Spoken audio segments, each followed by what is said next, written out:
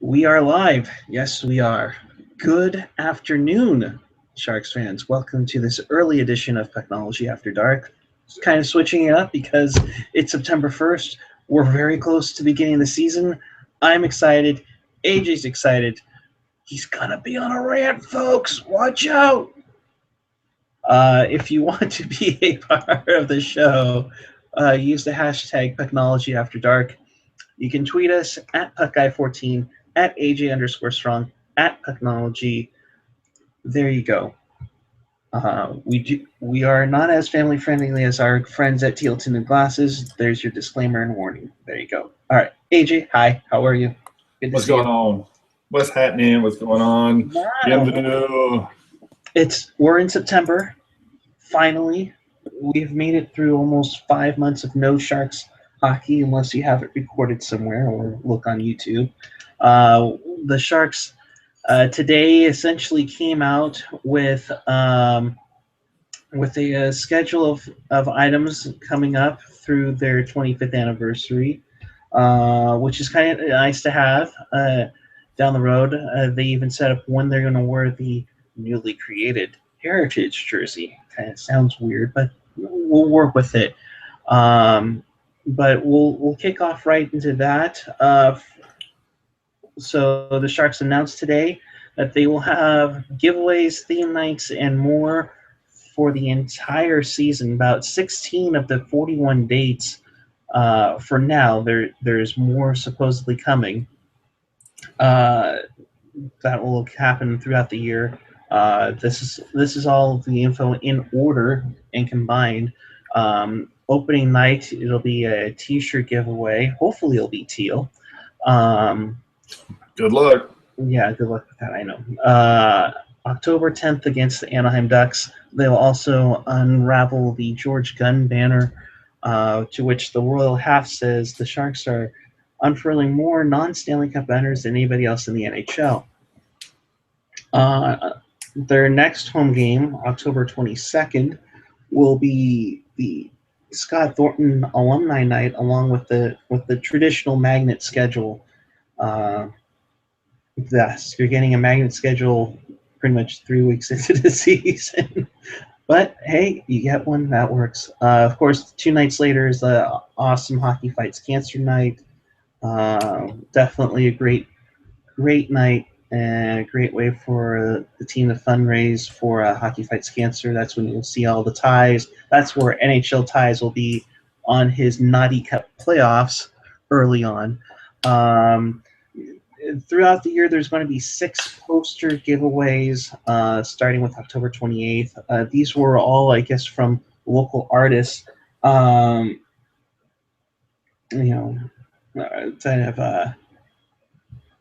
of contributed to, I think they're like great moments in team history.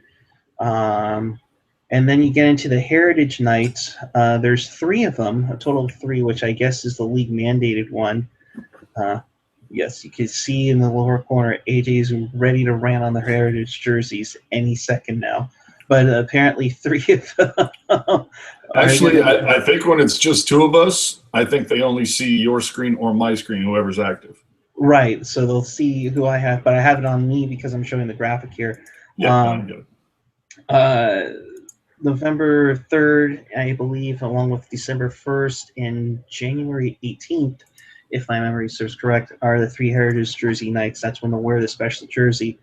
Along with that, there'll be 3 alumni mini lockers that'll be handed out. I'm guessing it's going to be kind of like a little setup, almost like as in a bobblehead night, but it'll be their mini lockers of Owen Nolan. That's on November 7th, along with the I think it was Mike Ricci and Evgeny Nabokov later in the year. In fact, let me do that. There we go. Again, they'll wear the Heritage jersey on December 1st against Pittsburgh. Another poster at the end of the month. January 9th is the Ricci Alumni Night and Mini Locker. Military Appreciation Nights on the 16th of January. 2 nights later, they'll wear the Heritage jersey one last time.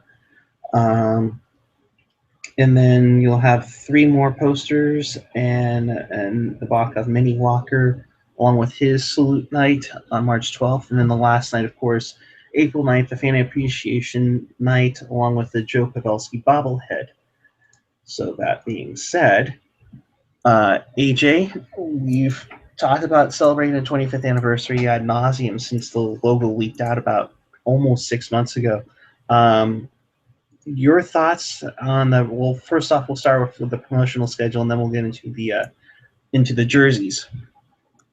Well, let's talk about the promotional schedule. Opening night says t-shirt giveaway. Mhm. I'm assuming there better be a shirt that features the Diamond 25 logo. That's, you would imagine that is going to be the logo that they throw out there on that shirt. I'm fine with that, as so long as the damn shirt is not orange or have orange in any way, shape, or form. You're celebrating 25 years, and when this franchise started 25 years ago, this color was not a part of the San Jose Sharks, grouping. So anyway, not a part of the palette.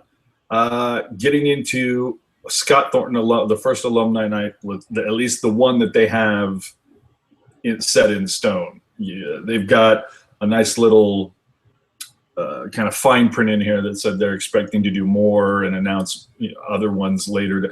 You would expect that they're going to have Urbe involved, perhaps Larionov, perhaps Dahlin. It would surprise me if they don't do something with Jamie Baker. But I just find it kind of curious, some of the teams that they decided to do this thing with. Now, granted, maybe that's just those are the times that they're available, but I would have thought that Scott Thornton Alumni Night would have been versus Dallas. Like, that would have made a little more sense, seeing as though the Sharks got him from Dallas. Not that that's that big of a deal. Mike Ricci is versus Toronto. I think it would have been more fun to do it versus Colorado. And then, of course, Yevgeny against the Capitals. That's fine. It might have been fun to do it against the Islanders or Tampa or something. And then you've got the anniversary posters. That should be fun. I'd be interested to see how those turn out. And that after the 6th one is given out, I'm quite sure that either that night or the next day on eBay, you will see all 6 together available. I don't know what the hell these mini lockers are. My interest is piqued. Like, I'm assuming we're talking about something like, maybe the size of a bobblehead or something, so, like a bobblehead box. I'm that's what I'm thinking too. I've kind of been looking through Google and going through it, and I see some the Kings have done in the past, along with the Islanders, and it's pretty cool. It's basically a setup with their helmet, the nameplate, and their jersey on the back of it. So it's actually pretty cool, to be honest. I'll get a picture of it in just a sec here. All right. Well, anyway, let's address. Oh God! Let's address the JetX, get the Hulk. Get the Hulk picture out right now. Let's address the elephant in the room. Okay, first off, I have heard a couple. We've heard that they will be wearing those damn black jerseys again this season, and it looks like it's going to be their usual thing, where it's Thursday and Sunday nights. Yeah, which I don't get that. I would think. Oh, there you go. Go ahead. Yeah, before you get in there, that's what they look like. So that's what's probably what you're looking at for this coming year. I'm sure it'll be a black helmet and the jersey, kind of like that one up there, and go from there. All right, sorry, AJ, go ahead. What the hell was I talking about? Oh, okay. So they're going to do the black. Yeah, but they're going to do the black on Thursdays again for some godforsaken reason. They can't help themselves. They can't go one season without doing it. It would have been so perfect to get rid of that for the 25th season and just have Thursdays be Throwback Thursday. So for me, in my mind, it's just a totally missed opportunity. Maybe there's something with the NHL that you can only wear the jersey 3 times a season, which is just something else to rant about. I don't get that at all. It doesn't make any sense. But if you're going to only be able to wear this jersey 3 times, why not wear it? I'm assuming you get to, if the NHL is saying you can use it 3 times, I would hope that the Sharks are the ones that can pick the nights that they're able to bring it out. And if that is the case, why are you wearing it against Columbus, a team that did not exist when the Sharks came into the league? It just doesn't make any sense to me. How do you not bring it out against Detroit? The Sharks' very first playoff series was against Detroit. The massive upset, the Jamie Baker goal. I mean, it's just, this comes off like a massively blown opportunity. I don't get how you don't bring it out against Detroit. Secondly, well, just to put it in perspective, the 3 teams that they're wearing the Heritage jersey against is Columbus, Pittsburgh, and Ottawa. Now, I would think any Sharks fan who's been around for a while, and clearly there are a few that haven't been around that long, because I talked to a few of them on Twitter that don't think that, oh, who cares what team it's against? Well, it's respect the history of it. Honor the 25th anniversary. Use the opportunity. Use those 3 games to address the history of the team. You wear it against Detroit because of the first playoff series. Wear it against Vancouver, the team that you played your very first game against. And then maybe wear it against, LA. You had a different jersey against them in the Stadium Series last year. You have the rivalry now, so take advantage of that. Use it against LA. Those seem to be the 3 teams that you would think would be the most likely opponents to wear the Heritage jersey for, just to signify those items in time. I mean, what do you think, Eric? Is that a blown opportunity, or you don't care? I see a little bit as a blown opportunity. I'm just looking at the infographic itself. Yes, you have Scott Thornton finished off his career as an LA King, so that makes sense to do it, with him. But I'm with you. Maybe Nabby could have gone earlier. When the Islanders were in town, or when Tampa comes to town. But yeah, I mean, to me, if you had to pick 3 teams to choose from, I would have said LA, Detroit, Vancouver, and I say Vancouver mainly because that's the Sharks' very first opponent in their history, and along with the playoff series with them in the past. It makes sense. Although, however, kind of looking at the mixture of everything, you have Carolina, Nashville, Columbus, the Islanders, Sens, St. Louis, maybe even Washington, outside maybe Washington in those ones I've listed. Some of them are games that, don't sell themselves, I guess. Like, you're not going to have a problem selling against Detroit. You're not going to have a problem selling against Anaheim or LA. So I could kind of see where, on a business standpoint, they kind of looked at it and went, okay, we'll go in and we'll put it in this game. But at the same time, though, you would think they would have something for the Red Wings. That's one of the things that really kills me, is that so far there's nothing. Not to say that there won't be. That who's to say that we wouldn't see Larry Onoff drop the puck when Detroit comes to town? Exactly. I mean, there's still more things I'm sure are going to be unveiled throughout the night. Throughout the season. I can't see them just going with Ricci, Nolan, and Nabby. I mean, it'd be really bad if they just ended up with just those 3. Yeah, there's no way. Even when you consider who's local, you would think that Rathje, even if he gets booed, Rathje will have to make an appearance. You would think somebody, you hate to, just because it's fun to always say Fat Balloon. But you would think that Pat Falloon would be involved. Maybe Jeff Friesen drops a puck. Right. I mean, there are some Ray names in the Whitney. history of this franchise. Yeah, I mean, Ray Whitney, for one, I'll be there in a heartbeat for that one. Hey, Korolyuk? Korolyuk. I'm trying to think of who else is nearby. I mean, and of course, those are still playing. Like when the Rangers come to town on March 19th, Dan Boyle or yeah, I mean the guy owns when Brad Stewart comes every to town. defense. Yeah, I mean he owns just about every defensive record. You would have to get Boyle involved in there. Yeah, I mean, so it can't be just done. It'll be more to go. Although I'm pretty sure the promotional schedule is done and pretty simple and easy to make 18,000 posters. So it's nice, and it'll decorate my house and my apartment when I move out with my girlfriend. I'm sure she'll love that. Yeah. I just, like I said, though, it's hard for me to let it go. It's just, for me, it's just such a blown opportunity.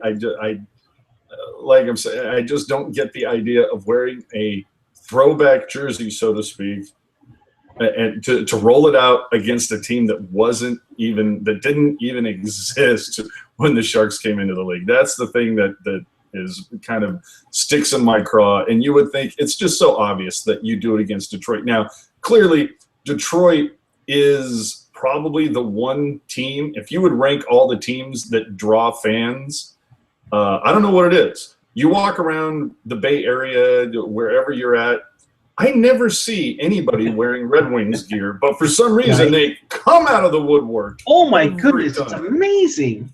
Yeah, I would say that Detroit has the biggest showing of fans every time they show up. I don't know what it is.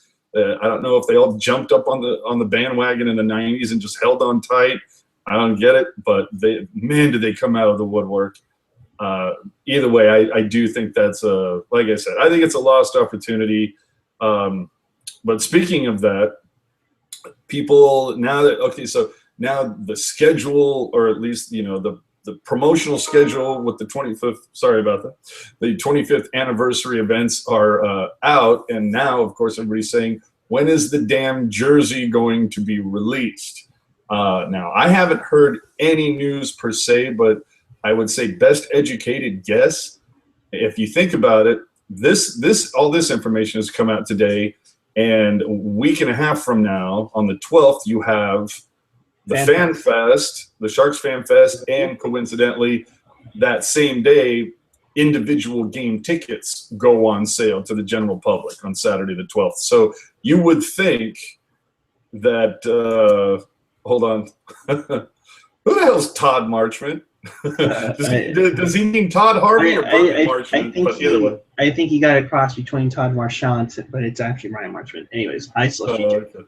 I wasn't sure if he meant Harvey or Brian Marchment. No, I'm sure he meant. I think it's sure he meant Mush. Yeah. So anyway, I keep losing my train of thought looking at Twitter. But anyway, I would bet that we're going to see that Heritage jersey released between now and the 12th, because it would just be a terrible shame and another blown opportunity to have all these fans at the tank and not have a new jersey available for them to purchase. I mean, come on, man. I'm in agreement with you completely, and I was just going to say it with you that it'd be a perfect timing for them to unveil the jersey at FanFest. In fact, have one of the guys show it off. Come out in the woodwork. They're part of the Fan Fest is a tailgate party where I believe whether it's Randy or Baker or Brazil or Ruzanaski or whoever is supposed to be, I believe, like celebrity bartenders for a beer thing where you get a beer stein and whatnot. How cool would it be if they were all in that throwback jersey, or quote unquote heritage jersey for that? I mean, that'd be huge. So everybody they wouldn't even want beer. They'd all be running to the Shark store going, where the hell do I get that? Right, and that's what I hope the Shark store is expecting. And when I went in there a week or two ago, they pretty much were saying that they were hoping to get it before the holidays, but now that we see that there's a schedule on there for when that they're going to play one, possibly two games before, with the jersey being on the ice, they're trying hard to get a shipment in really quick. Um, can't blame them on that. I mean, if they can hit it in time, I'm sure they will get it unveiled and whatever. For those who why can't I find it now? Those who are wondering, well, what kind of jersey are we talking about? We don't know anything for sure, but our best guess estimation would be something like this, where it's like the original style jersey, maybe with the original fin patch, or the one that was updated a few years ago with the new logos, or the NorCal logo that came out with the Stadium Series jersey. We have something. We're guessing. Again, this is off of nothing we have confirmed yet. Something like this. So, well, I would take that. I mean, yes, we want the original jersey. Dude, I would so take that. I'd get two of them. And the other thing, too, is the following season, 2016-17, is the NHL's 100th anniversary. They're going to have everybody break out a heritage jersey, and they'll probably break out like and a 100 patch, of course. Right, of course. So it's just a matter of time. I mean, you could be the following year getting another jersey with it. So we'll see. We'll see how it goes. Money. Hey, whatever it takes to get Milan Lucic to make LA and Vancouver cry next year would be great. Let's. And for those of you who do purchase a jersey you're looking for, I just saw something that came up on Twitter that ended up making me find out about something. The Shark store, from what I was always told, yes, whenever somebody would do their would have it personalized.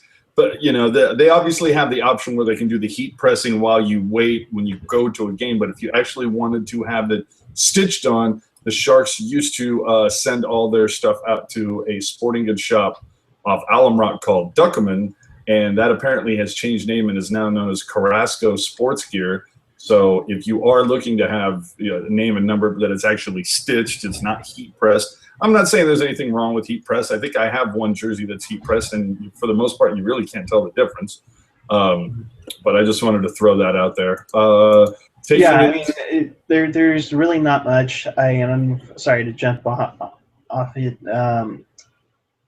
My girlfriend got her stadium jersey customized heat pressed, and I got mine sewn. There really isn't much difference. Just because I use mine a little bit more, I went with the sewn, so that way it stays on a little bit more. But they always said if it starts, getting loose, they'll definitely reheat it for you. Yeah. Anyways, go ahead. Sorry. Oh, I was just going to take it to the tweets, and we have one particular tweeter who is going absolutely apeshit right now. Slushy Jake says he thinks he should use the heritage jerseys versus Detroit, LA, which we both agree on, and right. The third team would be Calgary. I can understand Calgary. I can understand Calgary a little bit just because there has been some playoff history. I think we've seen them in the playoffs. 3 times? Yes, 95 where we beat them in double overtime by Ray Whitney. 04 when we lost to them in the conference final thanks to the worst line change in NHL history. And then we had Jeremy Roenick with the epic Game 7. Wasn't that the first Game 7 at the Tank? Yes, first Game 7 at the Tank. Place was going nuts. That was one of my favorite ones. Yeah, so I could see an argument for Calgary, but if I saw the argument for Calgary, it wouldn't be over Vancouver or Detroit. It would be over LA. I think you have to pay. You pay homage to the very first game ever played. The team ever played, obviously against Vancouver, and then that very first playoff series. So, Go ahead. I was gonna say, Generation X-wing looks outside, sees the sun is still out, wonders what the f is going on. Hashtag technology before dark. That's right. Yes, we're just kicking it up a little bit more. Slushy Jake again, of course, is asking worst Sharks game you've attended. For me, uh, I don't remember. God, I wish I could remember the. You think it was such a drubbing. You think I'd remember who the opponent was. I can't remember for the life of me who the opponent was, but it was. I would say it was like maybe about 10 years ago, somewhere in that neighborhood, because I remember my wife and I were dating at the time, and we went to a hockey game, and I just remember it got out of control fast. Like the Sharks were down like 3-0 in the first. It was like 6 to maybe it might have been like 7-2 after the second period or something.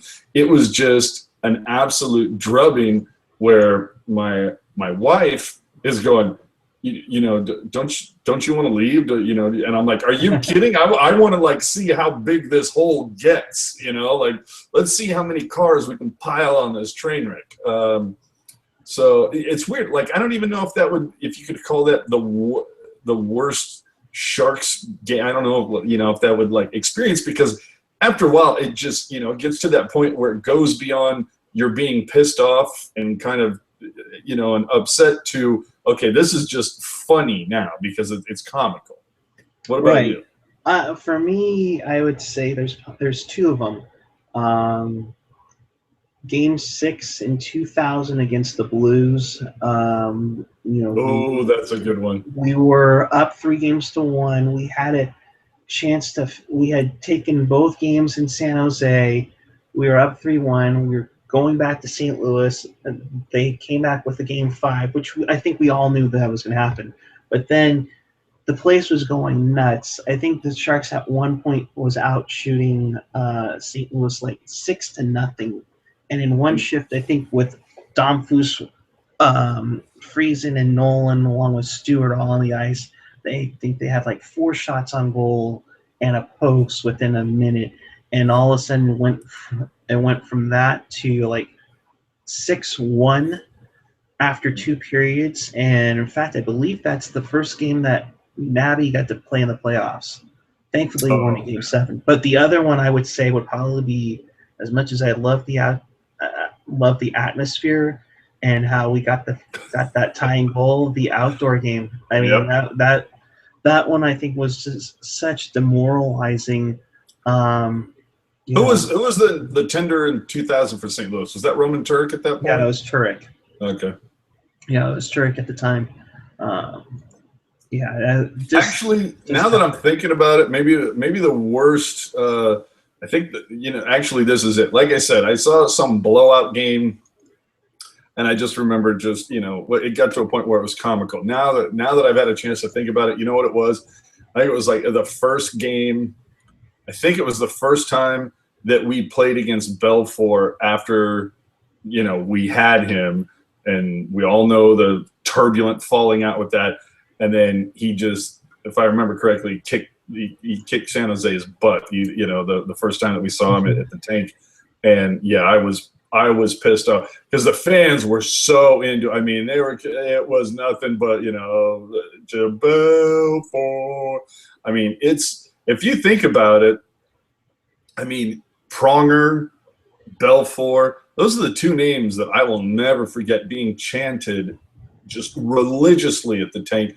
And the Sharks really, I guess maybe Dustin Brown, but the Sharks really haven't had that nemesis, that I can think of lately. Not like Belfort, not like Theo Fleury, and definitely not like Belfort.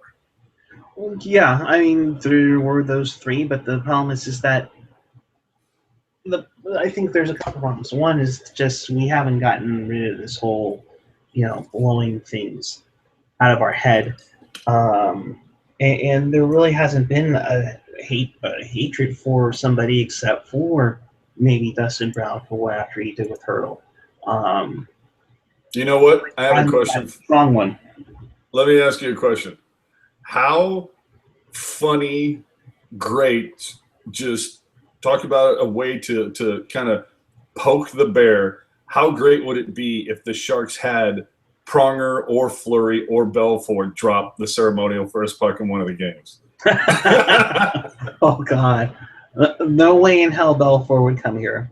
That would just Pronger be I could great. actually see because he actually got a kick out of it. Yeah. And Fleury as well. I think there was those two. I think they understood that we hated them because we wished they were with us. Belfour just because he talked all kinds of crap. Oh, this is great. The atmosphere is like the old Chicago Stadium. I will do whatever it takes to sign. Oh, July 1st, I signed with the Dallas Stars at 12:01 a.m. Well, you know, it's funny you bring Really? that up. That there are those players, and this has been mentioned for decades in sports. Those players that you hate them unless they're on your team. A lot of people felt that way about Brian Marchment, Mm-hmm. and you know what? I was one of those guys where I didn't want Pronger on the team. I thought that there was just something about him. He's good, but there's something like I just did not like him at all. And I was like, no, you know what? I wouldn't want him on this team. And then I can't remember the player, but when he essentially, stomped on another player's leg with his skate, Yeah. then it was just Everyone like, knows the no, Ducks. fuck this guy, man. He can Yeah. go kiss my ass. Look, I don't wish career-ending injury on anybody. that's not true. There's one or two people that I wouldn't I was gonna say, wait a minute. mind. I can't but see this going right. All right, go ahead. yeah, when I saw Chris Pronger do that, when he ended up not being able to finish out his contract and everything, I was just kind of like, good. To me, it was just kind of like, that is karma catching up with you, you piece of, fuck you. Getting back to the Twitter machine, back to Slushy Jake. He's saying a discussion about my goal song making it to the next round. We covered that last time, but that's the other thing. But obviously, besides when the jersey comes out, I am really interested to see. First off, what song ends up making, what ends up being the new goal song. And let's not get into the whole fact that they could have waited one more year to do it. But understandable, we know why they did yeah. now. But anyway, the next goal song, I'm real excited to find out what it is, and of course when they're going to announce it. Are they going to announce it before the first preseason game? I mean, I'm assuming that the first preseason game, if the Sharks score, they're going to play something. Well, So, I'm thinking they might even do it for the rookie games that next weekend, since both of them are at the Shark Tank. And they're open to the public. Well, the first one is open. If you buy a ticket to FanFest, you have a ticket for that game, I believe. Yeah, I'll be there for that. So I wonder, will this? I mean, because if you think about it, when was it? I mean, it was like last. What am I thinking? August 20th, I want to say Thursday the 20th is when the email came out that said, "Here, we're changing the song. Here are 5 options." And then I think like a week later, it was like the following Thursday or the following Friday, the email went out that said, okay, we've taken those the two best or the two most popular, matched them with 4 other or 5 other, I can't remember the number, but 5 other fan selections. Now we would like you to vote on this. And of course, let's not forget to give a big to the Ducks fans and Kings fans that got a hold of the link and thought it would be funny to vote the hell out of Nickelback and skew all the results because the link was public on the voting. But anyway, if it only took them a week to do that, when did the song email go out for the second round? Was that last Wednesday, last Thursday? I think it was last week because we talked about it on the 27th when we were last on. Well, it's just because I remember talking to them about it on Monday a week and a half ago when I was there shooting the commercial. Right. And then like with like 3 days later, like it was within a week. So who knows? But I think that's something else that we will either find out at FanFest or it'll be announced. Maybe they'll announce it. Hey, okay, here you go. Here's see, hire me on the marketing department, people. Oh, I give you so much ideas. What did you just score 4 goals in your game and change your name to Joe Thornton or something? That's right, baby. No, I scored 8. That's why I got to use 2 hands. This is the deal. Someone put shake weights in his hands for that one, please. Well, I didn't think about that. When the day that they roll out the Heritage jersey at the same time, you make the announcement of what the new goal song is. Why not? Right? And absolutely. And I'm just going to put it out there. I think it would be a very nice thing to do is that if, in fact, 6 a.m.'s Let's Go ends up being the new song, by all means, I think the person that suggested that should get a very nice free brand new Heritage jersey for free. I think that would be great. But anyway, that's just my opinion. So that's for the goal song. With his co-hosts and friends, right? No, of course, absolutely. Well, hold on. Let me see. Is he double talking? He says, "Worst Sharks game you attended." Okay, he said it twice. So he said it twice. You're good. You're good. Okay. Worst playoff series. Can't say reverse sweep and the President's blunders against Anaheim. My worst game Game 7 versus LA. Worst playoff series. Boy, you know what I'm going to say. And I don't even think it's. I mean, you might have something else. For me, it's really not debatable. 2004 versus Calgary. They should have had it. That one was a good one. I mean, if we're talking about in regards of play, really 1995 against Detroit. I mean, Detroit came back and was seething revenge on us, considering we played double overtime, had 1 day to get to Detroit, start the next playoff series. Oh, and by the way, they had our captain on that team too. So there was you talking about Bob Airy? Yeah. Yeah, I remember see, there's another name to roll out there to drop the first puck. I mean, one of the very first game. Hey, what an idea! Right? Because Sharks, come on! I've already applied like 3 times for a job. Come on, help me, help you, help me, help you. Okay, now let me ask you this: please. Do you work for Brothers anymore? Sorry. Do you think that Doug Wilson, being the very first captain, drops a ceremonial puck? Do you think it's on the game, the very first night of the season this year? Ooh.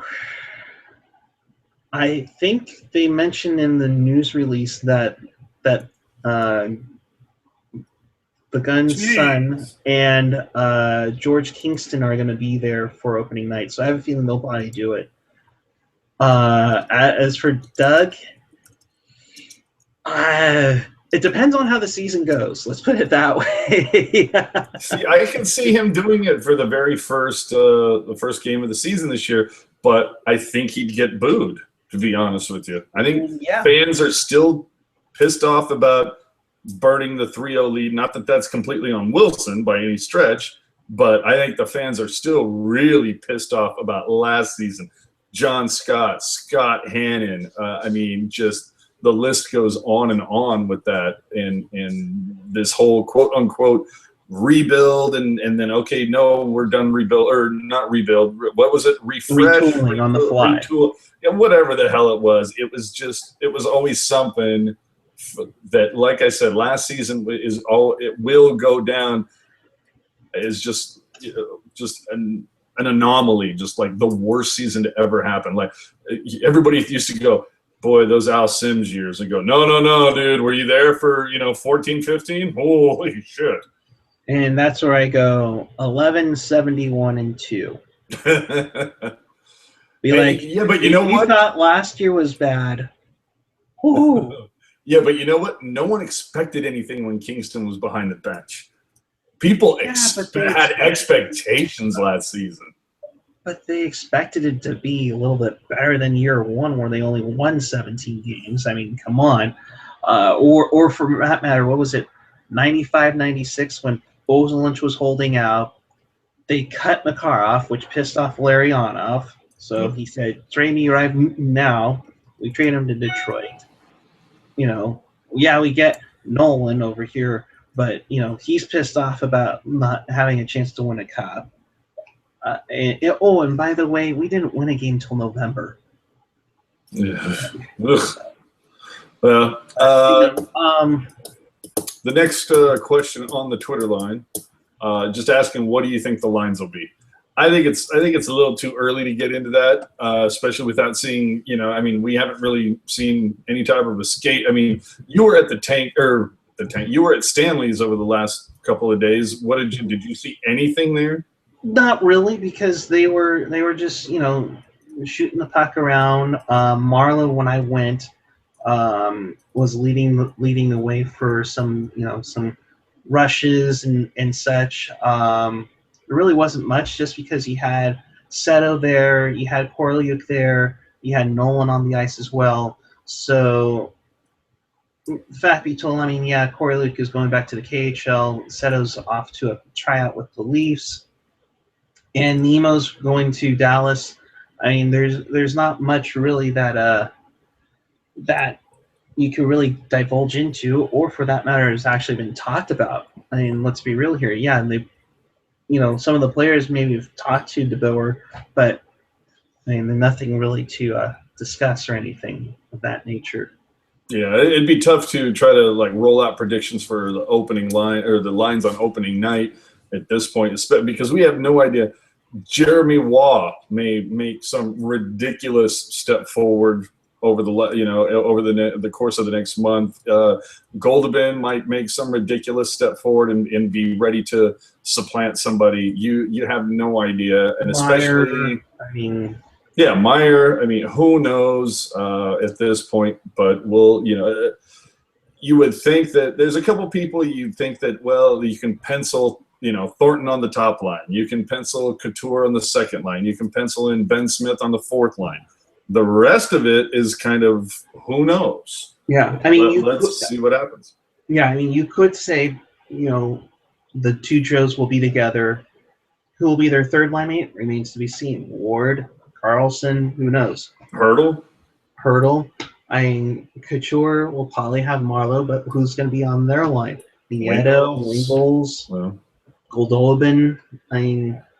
It's just a matter of be seen, because right now there's a plethora of players that's going to be going into training camp, and to be honest, they don't know how everything will work. But their first preseason game is in in 20 days. It's the Kraft Hockeyville game up in British Columbia. So we'll have an idea of kind of by then, but it will remain to be seen. But that kind of leads me to that, where some of the guys will be going to the Barracuda, and the Barracuda is in town. They're literally finishing the finishing touches. The finishing touches on the Barracuda locker room. Looking at this, there are 13 doubleheader days at the Shark Tank. Where you two can get to go see Fraser McLaren. That's right. Where you can go see Fraser McLaren and the future Sharks while they grow up as little Barracudas. So there are 13 dates here.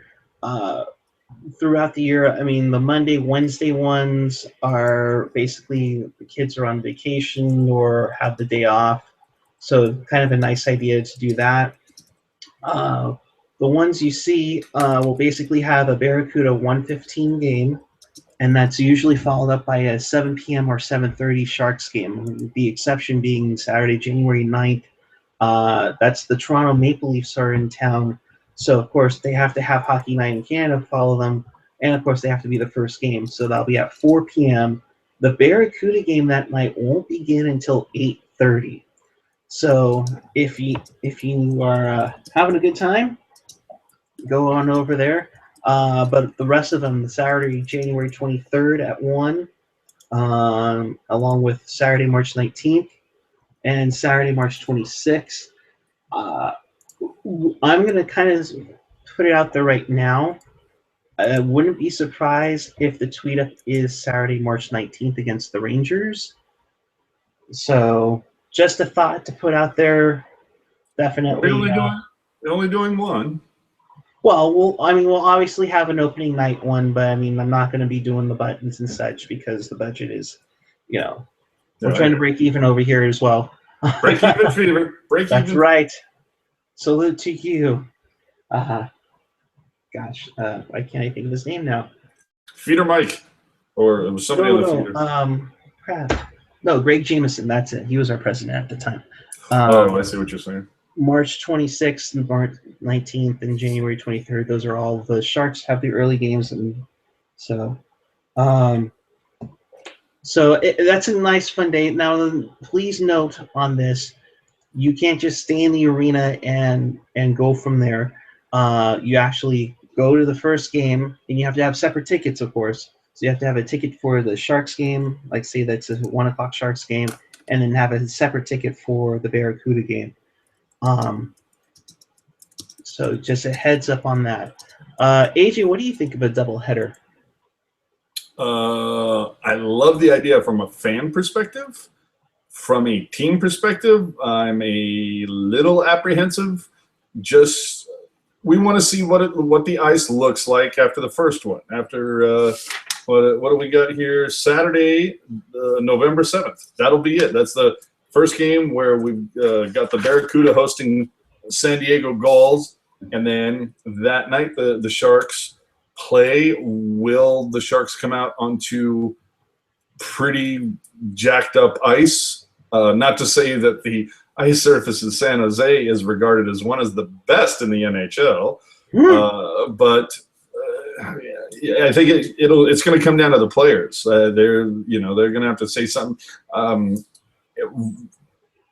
If Hasso Plattner has so much goddamn money, would it really, really hurt them to, I don't know, bring the thermostat down about 10 degrees and get some more dehumidifiers and try to make a colder, drier building?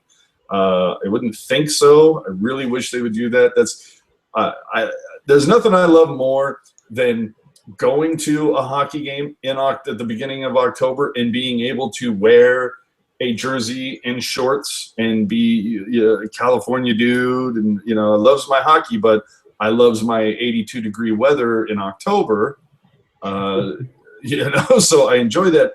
But for me, that's always been one of my things, is that when you see people that are sitting up against the glass and they're in shorts and a T-shirt, and it's like, no, they should be, if they're that close, man, they should be in a sweatshirt and a scarf and jeans and be like, this is the best game ever. It's like, it should be damn cold down there.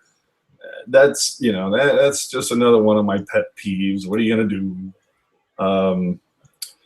I'm back on the Twitter machine. Gen X is asking, wasn't Hurdle supposed to be at center during the refresh? And yes, he was supposed to be third line center once we traded James Shepard away. Yeah, I was going to say, that's all we heard about once Shepard was moved. That was specifically done to look at Hurdle, but I think we could all agree that Tierney kind of pissed that fire out because that dude stepped up in a huge way and said, oh, no, I think I'm going to be third line center.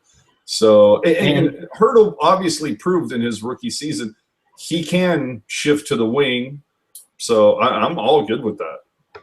I am too. He actually looked really good. I mean, granted, you're playing 4-on-4 for a good chunk of the time, but he looked pretty good with with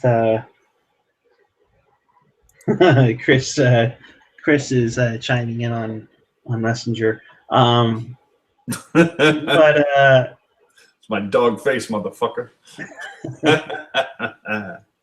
oh, jeez. AJ, send him the link if he wants to jump in. But basically, yeah, I mean, that could have been a McClellan regime thing, but it sounded like it was coming directly from Doug Wilson in regards to that. But things change, and so does Chris Tierney's development. All of a sudden, I wouldn't be surprised if he's third line center, but that remains to be seen throughout the year. Just getting back to the overall lines, I don't know. I mean, you have Joel Ward, Carlson, Hurdle. It'll be interesting to see how that works. I just don't know how it will happen. So going back to the tweets as I look on here, Gen X apparently has his computer connected to. Could my face be any fucking bigger? Generation X apparently has his computer connected to his TV and is to AJ Strong. Why? Why are you on my TV? No. Oh gosh, that's great.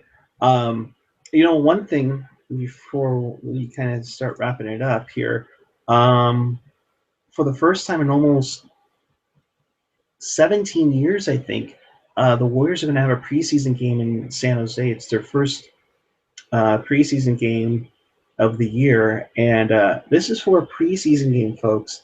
But apparently, the first 10,000 people who entered the Shark Tank will get this killer sweet. AJ, take a look at this. I don't know if you saw this. Oh yeah, no, I saw it.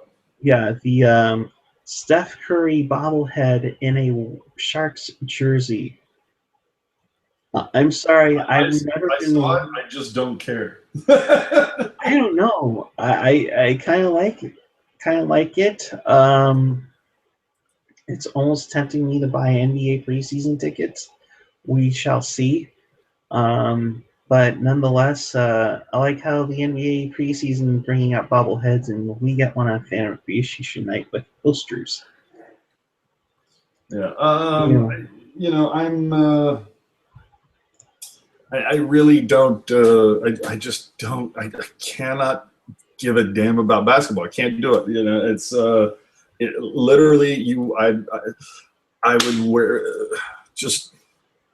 I would put a Warriors logo on the front of a hockey jersey. On the back, it would just the number 0 and the nameplate would say "fucks given." Just 0 fucks given.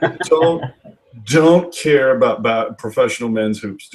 I just can't get into it. Never have been able to. But you know what? If that does anything to bring Warriors fans down to the tank, that maybe they're newer Warrior fans that haven't had any reason to come down to the tank or whatever. Hey, you know what? If it gets you a couple people to come down and say, hey, wow, this is much nicer than that renovated, Oakland Coliseum. So, maybe I'll come down here and check out a hockey game. Maybe since there's going to be a minor team, I can check out one at a much more friendly price. So right. Hopefully the tie-in works and helps the Sharks in some beneficial way. But the bobblehead is cute, and I would guarantee to see many of them on eBay the following day.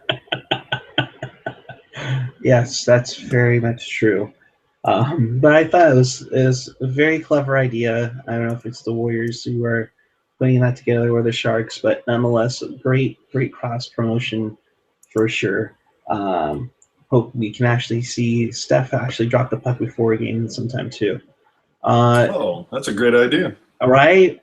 Yeah, especially but you know what though? I can just picture it now. By the way, right in the center of the ice, this is what a hometown champion looks like. I know you haven't seen one on this ice before, but here you go. Hello.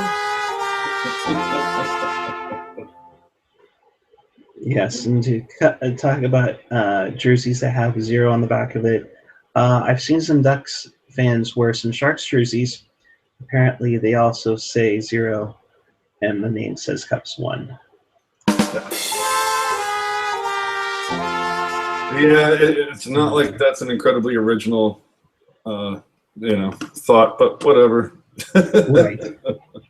Right, but see, that's where we have to build on the motivation and momentum of this team. I think there's a lot of people who have questioned the team or the players' heart and hustle throughout the year and throughout the playoffs, for that matter. Really And throughout the that's last decade sometimes. right, and that's where you start to wonder, you should have been pissed off about when Anaheim won the Cup in 07. Definitely should have been pissed in 2012. Even more pissed because you got LA going to their second Cup. So, just a thought. Gen X is coming in. He's bummed that he was bummed that there's no John Turturro bobblehead night. Apparently, how he's watching us on the on his television is he's got YouTube connected to Xbox One. And he, go ahead. I was just going to say, okay, another question to pose. We talked about Doug Wilson dropping a ceremonial puck. We had some fun sites about bringing back Pronger or Fleury or Belfour. I have a name. Okay. That if the Sharks don't bring this person back to drop the ceremonial puck, it'll be a crime. Oh, God. It's not like he's not going to be in fucking town for that specific game. Gee, I wonder who in the world AJ could possibly be talking about. But if they do not, I mean, obviously, if they bring him, if they don't bring him back, it's kind of out of sight, out of mind, and like you and I might talk about it. A couple other people might not notice it. For the most part, fans probably won't. But if in fact they bring back when Edmonton comes to town and they let Drew Remenda drop a puck, first of all, how batshit crazy are the fans going to be for that? And do you think that the Sharks do it because it would be a nice tip of the cap to him for all he did over the last 25 years? Or is it they won't do it because the fans are going to go batshit crazy and it's going to stir up that whole bring back Drew movement? You got a great point there. I could see them going crazy, but at the same time, you got to realize, as much as I hate to say it, you got to try to move on from Drew. As much as that guy is freaking amazing and awesome. He's enjoying life in Edmonton, especially since he's living and he's got his entire family up in Saskatoon now. But he's enjoying that. So. Answer the question, man. Are they going to have him or aren't they? I can't see him doing it, especially since he probably the first thing beforehand would try to grab a mic and say, hey, John, why did you fire me? I just yeah. Oh man, I think that, to me, it's just a case of another blown opportunity. Don't get me wrong; it's not like I want to see Pete Stepkowski or Steve Conroy out there, but Drew meant a lot to this franchise for a lot of time. Could you see Kevin Constantine dropping a ceremonial puck? Yeah, I could see him, but isn't he a head coach somewhere in juniors? I'm not sure, but I'm sure something could be figured out at some point. It's a special occasion kind of thing. Whether it's him, what about Dean Lombardi? What about Daryl Sutter? No. Yeah. No. Those will definitely not happen. Definitely not happen. Do you think they'll keep it to just former players only? Not do coaching staffs, not do broadcasters? I would think it's probably easier to do former players. Because what the hell else do they have to do? Well, yeah, because if you have coaches, I'm sure Ron Wilson will be more than happy to come fly over to San Jose to do it, or If he, Constantine but I could see only maybe. we'll only allow Ron Wilson to drop the puck if he says the magic words "Hanta yo." Hata yo. Hanta yo. Oh, jeez. Google it, kids. Google it. Ron Wilson Hanta yo. Or even look it up on YouTube. So I think that pretty much does it for us Yep. right now. Exactly. Janice is J- just saying Constantine's Yep. the head coach of the Everett Silver Tips. I cannot talk today for the life of me, which is probably a better reason for us to sign off right now. And I'm the one who had the beer. Yeah, exactly. We'll probably come back sometime next week. We may even Periscope from FanFest. It depends on my work schedule. See what they give me for time off. We shall see. I plan on being at the tailgate, so I might be half in the bag or half into my Sharks beer stein by that time. But hey, if I turn on Periscope and end up leaving it on, you may see some really interesting shit. Oh gosh. Well, I think I'll just stick by you because knowing you, your luck, we'll run into your friend DJ Amy. You lucky bastard. Anyways, for AJ Straw and Chris JWS, J Alexander 46, our friends and colleagues, Shalana Goldman, Eric Landy, who's also going to be joining us all season long, and along with a new writer to the site, Ian Reed. Speaking of which, Pucknology.net, we are almost ready to go. I did a little test article today, so that way see what is and what isn't working. So we'll find out from there. But until then, we will talk to you next week. Keep it real, keep it fresh, keep it real fresh. Peace the puck out.